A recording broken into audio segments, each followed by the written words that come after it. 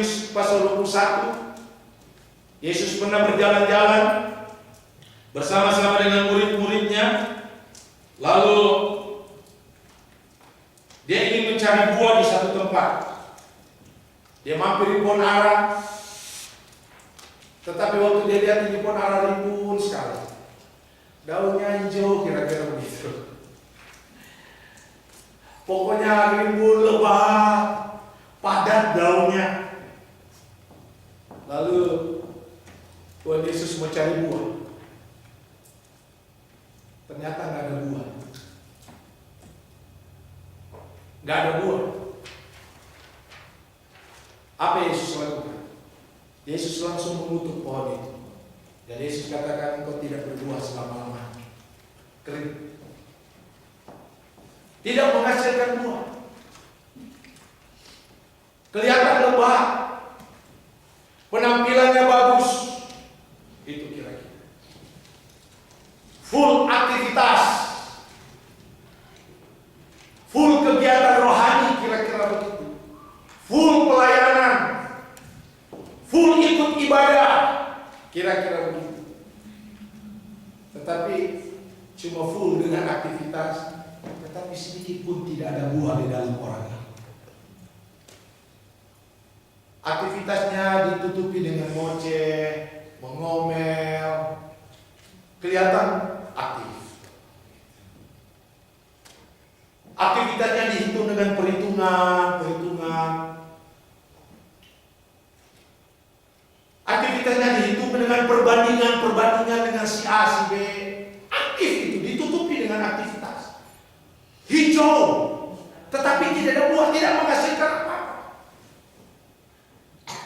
Karena melakukan sesuatu dengan kesungut-sungutan. Perbandingan, perhitungan. Sehingga waktu Tuhan dia tidak ada. Ini bagus sebenarnya dia bekerja. Tapi selalu menggerutu. Sama dengan Marta. Marta rajin sekali. Itu nggak salah itu Marta. Apa yang dilakukan apa? Acara Tuhan Yesus punya tim penginjilan, yang siapin makanan itu Marta. Udah bagus, rajinnya bagus ya. Tapi yang nggak bagus apa? Waktu dia lihat itu Maryam cuma duduk-duduk dengan firman Tuhan, ngoceh. Nah itu yang nggak bagusnya. Nggak bagusnya di situ. Dia bilang sama Yesus, Guru, tolong lihat dong, masa dia cuma duduk-duduk dengar firman Tuhan? Gua di belakang sudah banting tulang, udah masak, udah apa, dia cuma duduk-duduk doang.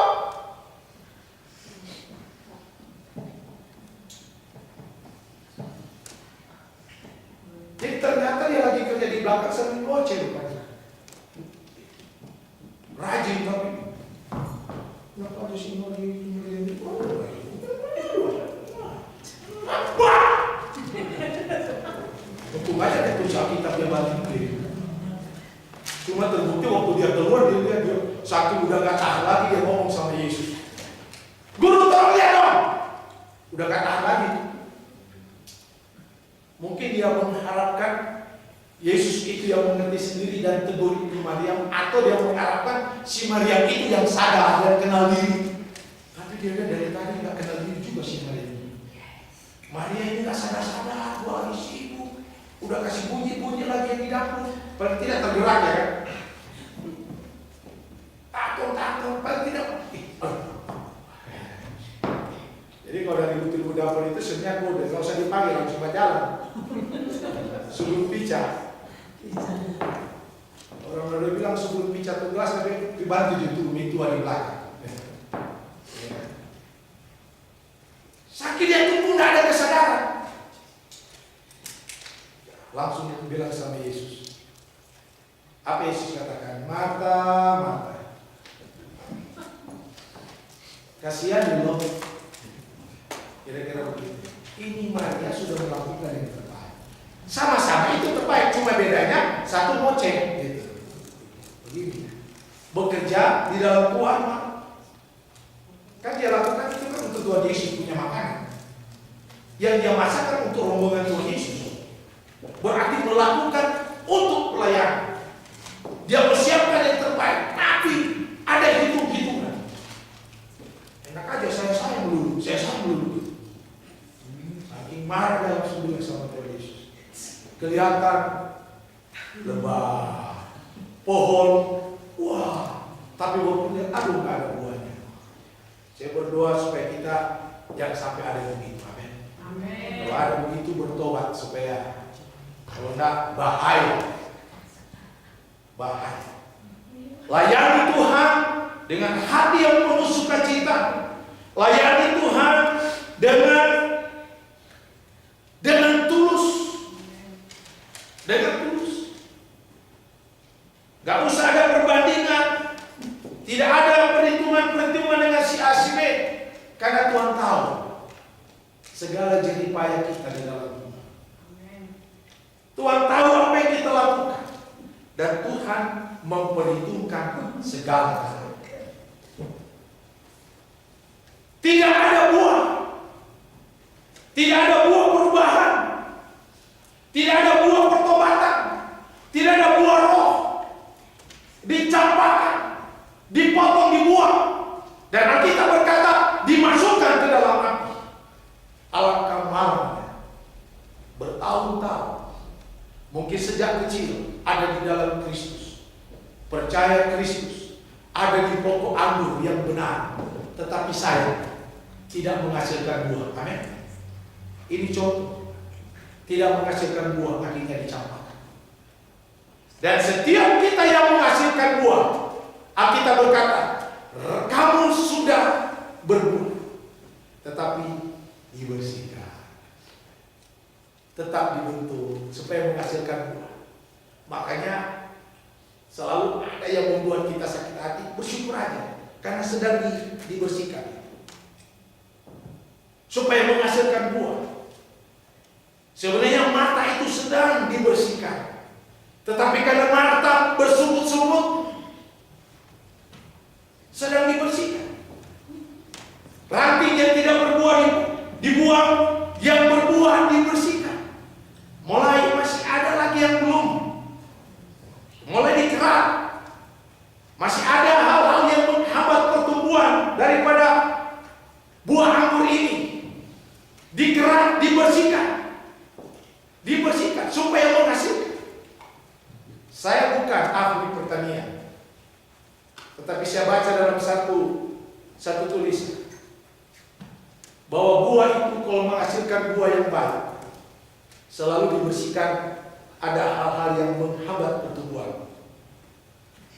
Ada daun, ada kayu yang kering yang melekat, itu dibersihkan.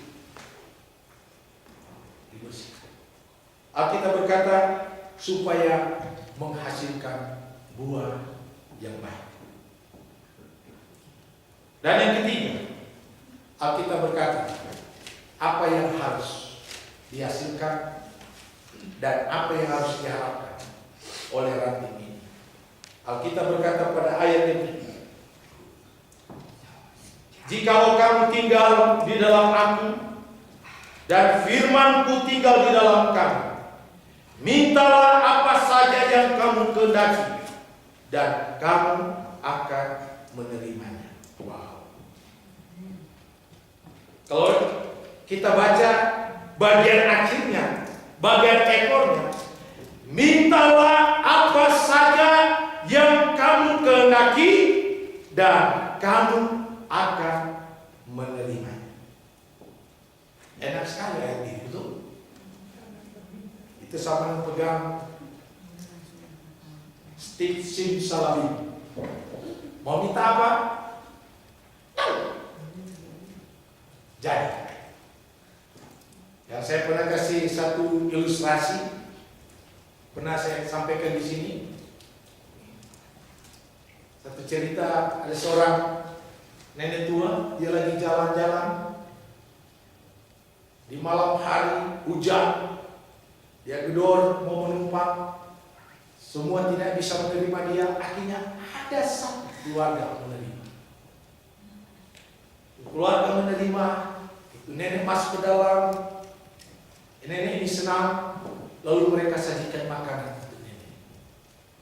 Karena nenek ini lihat mereka menerimanya begitu baik.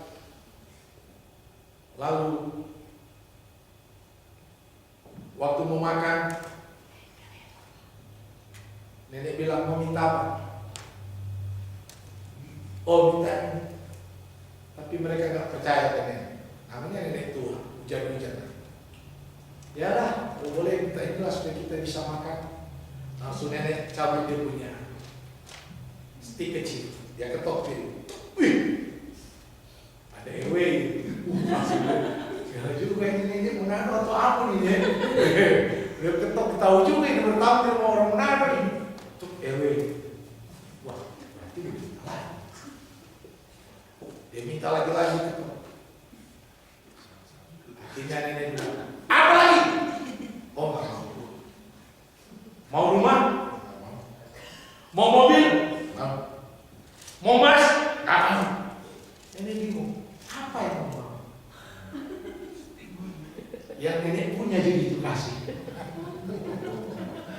Dia bilang, nek, itu aja nih, yang kayu itu nek. Sehingga apa suka-suka dia mau simsalabim jadi gitu. Dia tahu.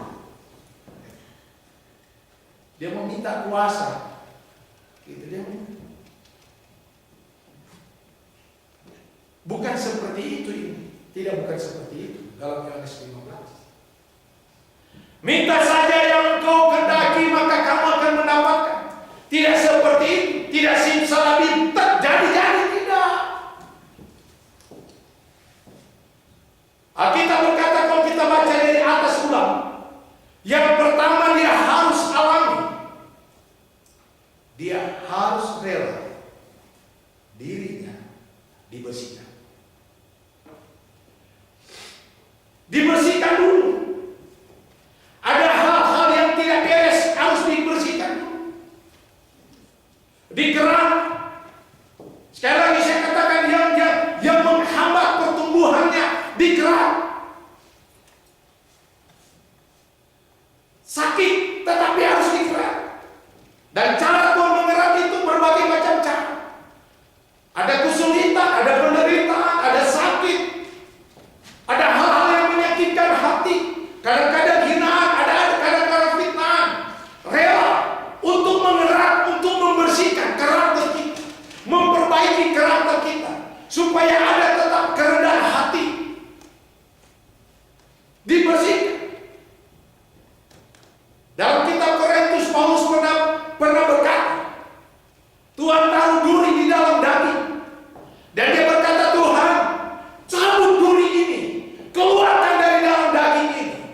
Tetapi Tuhan berkata kepada Paulus, tidak, duri dalam daging itu tetap tinggal di dalam tubuhmu untuk memocok kamu supaya engkau tetap tinggal dalam kerendahan. Tetap rela dikerat, dibersihkan. Ada duri, ada hal-hal yang Tuhan izinkan terjadi dalam hidup kita untuk memperbaiki karakter kita, mental kita, rohani kita, supaya kita bertumbuh rohani, menghasilkan buah yang baik, buah yang bisa dinikmati oleh orang, buah yang bisa dimakan oleh orang, bukan buah busuk. Bukan kalau orang lihat menjijikan, bukan orang lihat membuat orang itu rasa enak lihat hidup kita, rasa bosan. Dari jauh dia tutup, busuk. Mau lewat udah berbau. Seperti buah yang dihasilkan oleh umat Israel tadi, buah yang berbau busuk, betul? Buah liar, nabrak sana, nabrak sini, liar. Yang seharusnya buah apel itu dia punya pertumbuhan itu bagus, berbentuk. Tetapi karena sudah liar, gak karu-karuan. Kehidupannya tidak karu-karuan. Nah, diperbaiki. Tuhan izinkan lewat si A, lewat si B, lewat teman, lewat keluarga, suami, istri, untuk membersihkan. Dan tak kalah kita rela itu, kita tetap bertahan dalam pembentukan Tuhan. Lewat pemrosesan Tuhan, kita bertahan. Alkitab berkata, baru minta apa yang kamu kehendaki, maka kamu akan menerima. Minta apa yang kau kehendaki. Selama tidak mau menerima pembersihan Tuhan, selama tidak mau menerima pembentukan Tuhan, dibersihkan karakter-karakter yang belum bersih, dibersihkan, dan kita sulit menerimanya, berontak, itu agak sulit untuk meminta sesuatu Yang ada kita berjeripaya, berupaya. Tetapi rela kita dibersihkan supaya menghasilkan buah. Yang kedua, tak kala kita telah dibersihkan, kita tetap tinggal di dalam kerendahan. Kita tetap tinggal. Gak ada keangkuhan, kesombongan, yang bahasa rohani sekarang dipakai istilah tidak ada kesombongan rohani gitu kan.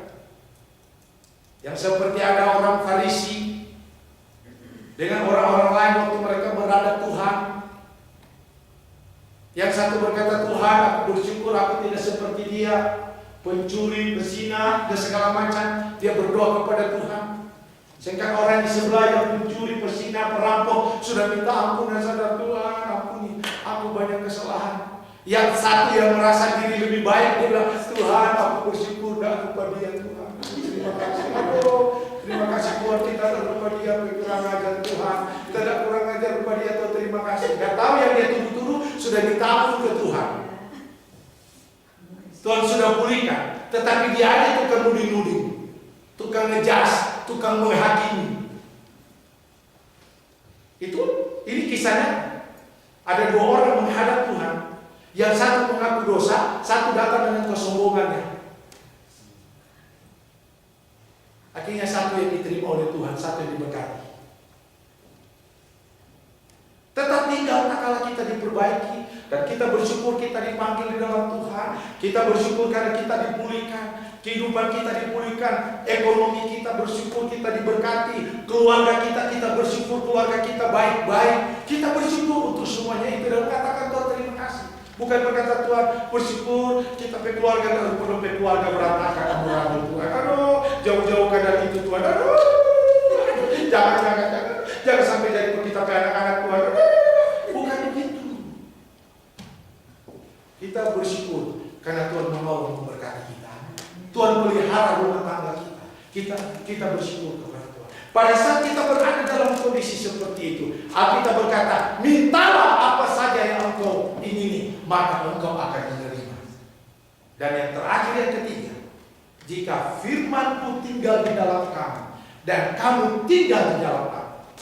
Ada satu kata yang sangat saya tidak pernah lupa. Kata tinggal yang dipakai dalam Yohanes 15 ini adalah meno. Meno itu tinggal menetap. Jika kamu meno tinggal menetap di dalam aku, dan firman-Ku meno tinggal menetap di dalam kamu, minta apa saja yang engkau kehendaki, maka kamu akan menerima. Artinya firman yang tidak pernah bergeser di dalam hati kita, dan kita tidak pernah bergeser tinggal di dalam Tuhan, tidak sedikit pun tergoyah, tetap tinggal di dalam Tuhan. Dan firman itu tetap tinggal dalam hidup kita, meremah dalam hidup kita. Maka ayat ini tergenapi dalam hidup kita. Minta saja apa yang kau kehendaki, maka kamu akan menerimanya. Tak kala kita berkata, Tuhan, aku membutuhkan supaya aku menghasilkan buah, maka Tuhan akan memberikan buah. Apa buah apa? Aku ingin Tuhan supaya ada perubahan dalam hidup ini. Ada perubahan. Perubahan apa? Ekonomi Tuhan berubah. Perubahan apa? Karakter Tuhan ubahkan. Semua Tuhan ubahkan. Biarlah aku ada buah. Buah pertobatan di dalam hidupku. Ada buah roh di dalam hidupku ini. Maka tak kala itu kita minta, maka Tuhan katakan engkau akan menerima. Dan pada yang terakhir ayat yang ke-8, firman Allah berkata, dalam hal inilah Bapakku dimuliakan, kata Tuhan Yesus.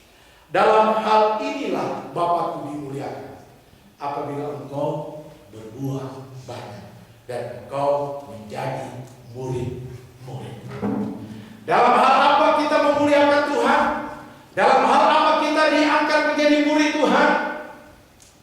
Memuliakan Tuhan bukan hanya sebatas tak kala kita menyanyi, menyembah Tuhan di bait Allah, di gereja, di persekutuan, di kelompok ministry.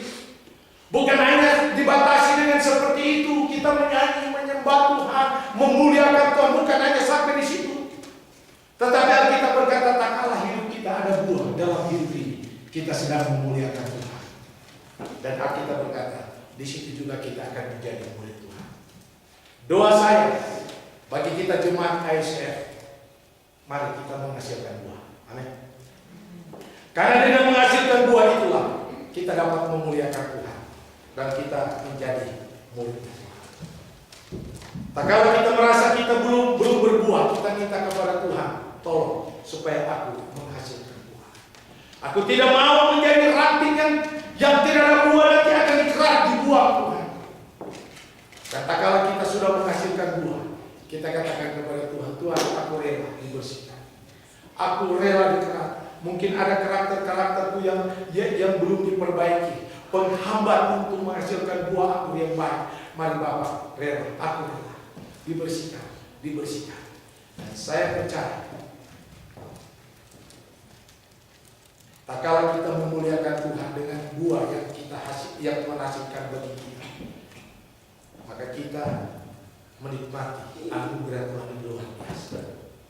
Maka itulah yang Yohanes 14 tadi dikatakan, jangan engkau gelisah dan gentar hatimu. Yohanes 14 ayat 1 dan 2. Karena aku pergi kepada Bapa, aku menyediakan tempat, dan aku akan kembali, dan aku akan membawa engkau pergi ke tempat di mana aku berada. Di situ juga engkau berada. Tuhan Yesus memberkati kita. Terima kasih Bapa dalam surga, dalam nama Tuhan Yesus. Kami bersyukur Tuhan buat pesan firman-Mu bagi kami malam hari ini. Terima kasih Bapa buat penyertaan Tuhan secara langsung bagi kami. Engkau menyatakan diri bahwa Engkau adalah pokok anggur yang benar, dan kami bersyukur.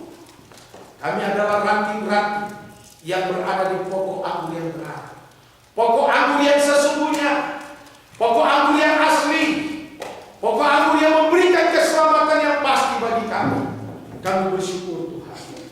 Dan hamba berdoa di dalam nama Yesus, biarlah kami terdorong ranting yang ada buah.